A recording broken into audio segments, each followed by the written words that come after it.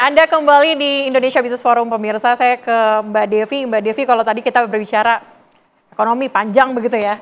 Saya mau tahu juga nih dari Mbak Devi, kira-kira kalau misalnya tidak ada pergeseran begitu ya dari offline ke online, maksudnya tidak juga melakukan inovasi begitu. Apakah nantinya pasar kita akan mati, benar-benar mati? Maksudnya kayak dari masyarakat, konsumen juga mungkin akan beralih. Itu menurut Anda seperti apa? Ya, peradaban selama ada manusia akan ada gairah.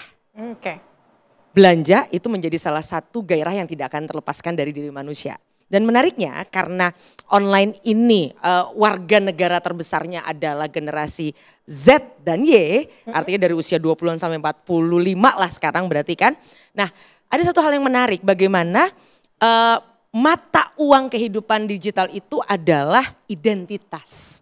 Ini yang mengakibatkan misalnya tadi bukan masalah barang KW, karena gini, ada satu mantra, baju yang udah sekali di-post nggak mungkin di-post lagi. Sebenarnya itu kan sebuah dorongan konsumsi kan, karena artinya kita harus beli banyak. Walaupun akhirnya muncul sekarang tren digital version. Jadi benar-benar nggak perlu ada ininya, yang penting bisa ganti-ganti. Karena kalau di foto post gitu kan bisa berubah. Atau kemudian dengan menutupi casingnya katanya demi lingkungan, padahal tetap demi gaya, bilang ya udah kita pakai baju bekas aja ya gitu. Karena kan satu lebih murah dan nggak banyak orang yang punya, karena tadi untuk stand out di dunia digital susahnya setengah mati. Nah, salah satu caranya adalah kita pakai sesuatu yang beda. Pakaian bekas itu memenuhi gairah tadi untuk tetap kece, tapi juga bisa ganti-ganti dengan harga murah. Berarti artinya menurut Mbak Devi, ini mungkin thrifting, pakaian-pakaian bekas dan barang-barang bekas itu menjadi salah satu solusi mungkin untuk para pedagang untuk mungkin bisa menjalankan bisnis seperti ini. Kalau dalam konteks konsumen, perilaku manusia yang hidup digital, mereka ini kan manusia yang sangat ekspres ya. Ekspres butuh jempol, butuh pujian, ekspres kebahagiaan itu bisa sangat ekspres. Tapi itu juga harus dengan tanda kutip kerja keras, harus tampil beda. Makanya kalau dari data, koreksi saya kalau salah para ekonom, itu produk-produk yang paling tinggi itu selalu urusannya sama pakaian. Yang artinya urusannya sama pansos gitu ya, dengan panjat sosial gitu. Karena sesuatu yang menjadi casing dan membuat orang bisa naik kelas, itu akan menjadi sesuatu yang tren gitu ya. Nah, ini yang kemudian sebenarnya kalau dengar-dengar bisik-bisik tadi para ekonom, andaikan bisa dirangsang, gairah itu akan terus ada gitu ya. Artinya kalau uangnya ada, orang pasti akan spending, akan belanja. Oke, berarti nggak perlu khawatir ya, kita harus memanfaatkan gairah itu tadi ya. Tapi saya juga mau tanya ke Mbak Pipit. Mbak Pipit, mungkin apa kemudian, tadi kan kita sudah berbicara banyak begitu ya, termasuk juga apa yang disampaikan Mbak Devi tadi, bahwa sebenarnya gairah untuk membeli atau konsumtif itu tuh masih ada, tergantung kita memanfaatkan kondisi dan juga keadaan. Tapi dari Mbak Pipit sendiri menilai apa yang kemudian akan dilakukan Mbak Pipit ke depannya? Ya, ke depannya tetap offline dan mengikuti online ini. Kan gimana pun kita harus mengikuti zaman juga ya Kak. Tapi balik lagi seperti yang Bapak bilang tadi, kita harus lebih be smart lagi gitu. Tapi kan nggak semuanya bisa online ya Pak. Di Tanah Abang itu dari 100%, 50% masih orang tua.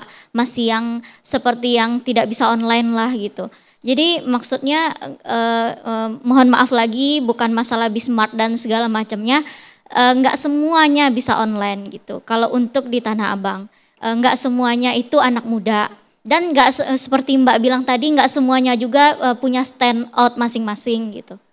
Oke, sebelum kalau dalam konteks ini sih kayak kampus gitu ya, paling enggak mahasiswa saya, kami udah 12 tahun punya program, memang tugasnya mahasiswa nih ngedampingin teman-teman UMKM yang butuh beralih ke digital. Itu memang sebenarnya bukan hanya tugas pemerintah. Kampus civil society juga punya tanggung jawab ya untuk ngebantu shifting tadi, geser tadi untuk memperluas pasar tentunya.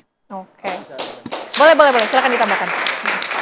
Mungkin izin nambahin ya, mungkin banyak. Tadi aku mendengar kata nggak bisa semuanya online.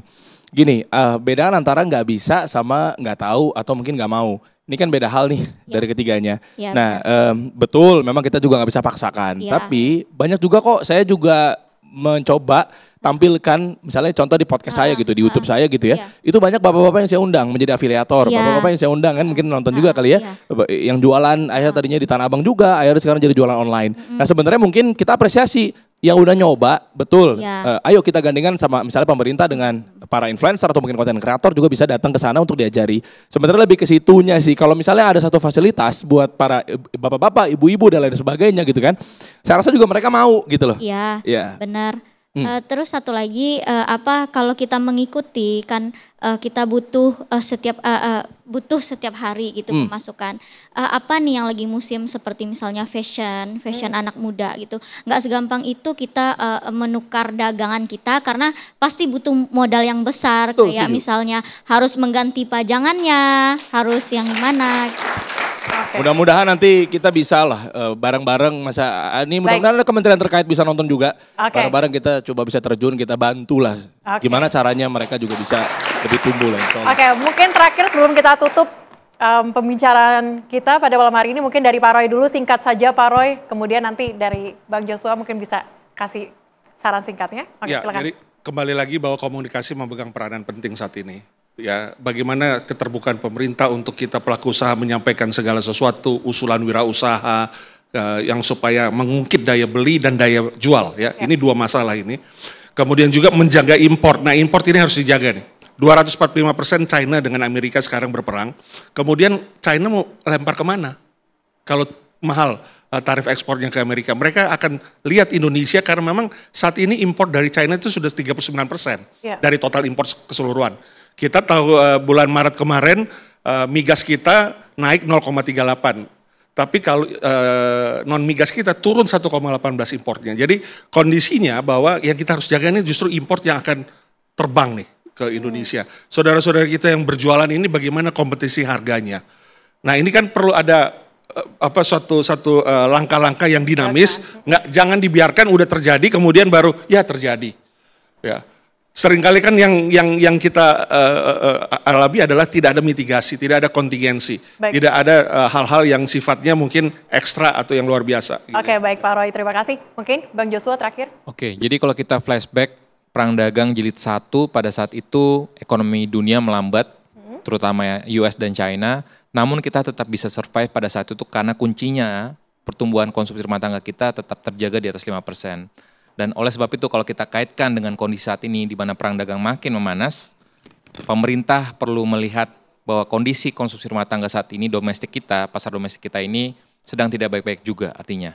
Dan oleh sebab itu tadi pemerintah perlu menyiapkan strategi kebijakan, intervensi kebijakan agar bisa mengangkat lagi, mengungkit lagi daya beli masyarakat dengan melakukan penciptaan lapangan pekerjaan untuk bisa dan untuk menjawab tadi tantangan PHK di berbagai sektor industri manufaktur sehingga tadi kondisi konsumsi rumah tangga kita bisa pulih untuk bisa memitigasi kinerja dari kondisi pasar global yang cenderung mengalami perlambatan. Oke. Pasalnya pemirsa, pemerintah harus mengambil atau melihat ini sebagai sebuah langkah serius dan juga mungkin mengintervensi atau melakukan stimulus-stimulus untuk membantu mendorong kembali daya beli. Terima kasih para narasumber yang hari ini sudah hadir bersama dengan kami. Terima kasih juga Mbak Pipit dan juga adik-adik mahasiswa yang hari ini sudah hadir di Indonesia Business Forum. Pemirsa, demikian Indonesia Business Forum. Kita kembali lagi pekan depan. Saya Celia Alexander. Terima kasih. Sampai jumpa.